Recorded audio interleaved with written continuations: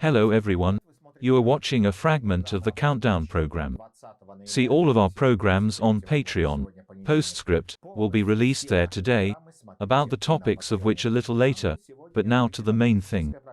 Putin failed to turn the West's back to Ukraine. The US makes it clear that Russia will not get Ukraine. Pentagon Chief Lloyd Austin arrived in Kyiv. And this is, indeed, an indicative landmark visit after the events in Israel, on which Moscow pins certain hopes. The main one is to occupy the West and the United States, in particular, with something else. After all, it is clear that the same Americans will immediately rush to help Israel, and the war in Ukraine will fade into the background. But geostrategist Putin miscalculated here too. For the current White House administration, there are no main or side directions, and the experienced Biden correctly assessed the situation, combining these two wars into one, identifying the primary source. The Kremlin is behind both the Hamas invasion of Israel and the aggression against Ukraine. He is the main instigator and beneficiary of these conflicts. And Sir Pentagon Chief Lloyd Austin in Kiev speaks words addressed to both Ukraine and the leaders of aggressive Russia. I am here today to convey an important message: the United States will continue to support Ukraine in its fight for freedom against Russian aggression, both now and in future. And let the racists turn the arrows to Biden's age, who is 81 years old. November 24 will mark 21 months since the full-scale invasion of the Russians, and Kyiv has not been taken.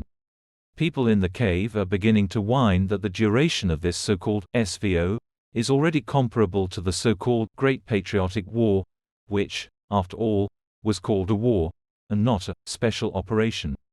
Of course, even in this propaganda somersault the ears of propaganda stick out.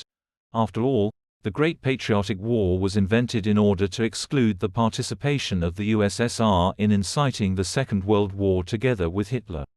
Now Russia is aiming for World War III, and the West understands this. That is why they are taking a clear course towards excluding Russia from the world political field, where Putin obsessively continues to meddle with his nonsense about multipolarity. Become our patrons right now and look further in this program.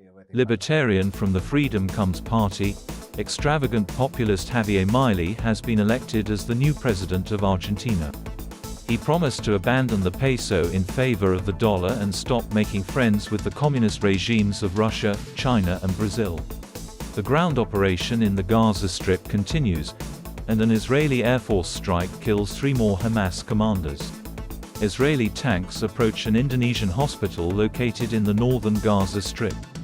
Russia continues to wage hybrid wars using migrants on the border with Finland.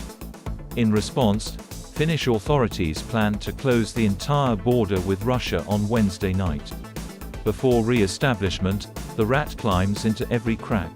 Putin plans to speak at the G20 online summit. Watch in the program, Postscript. The Russians failed to take Kyiv in 3 days, but they could easily do something else: re-establish Putin in 3 days. For the first time, stringing a rat on tree stumps will take place as a 3-day vote. General goal: with 80% turnout, 80% will be for Putin. Magicians, sorcerers and fortune tellers are about to be banned from the cave. The corresponding law is being prepared in the State Duma. And this is true. The main forecaster in Russia is Putin, sometimes Peskov. If you said that something won't happen, it means it will definitely happen. And no other worldly miracles. Baba Shura screws them all. And that is all. See our full programs on Patreon. There's a video essay tomorrow, and on Wednesday there's Baba Shura's show. I'll see the rest of you on Thursday. Glory to Ukraine.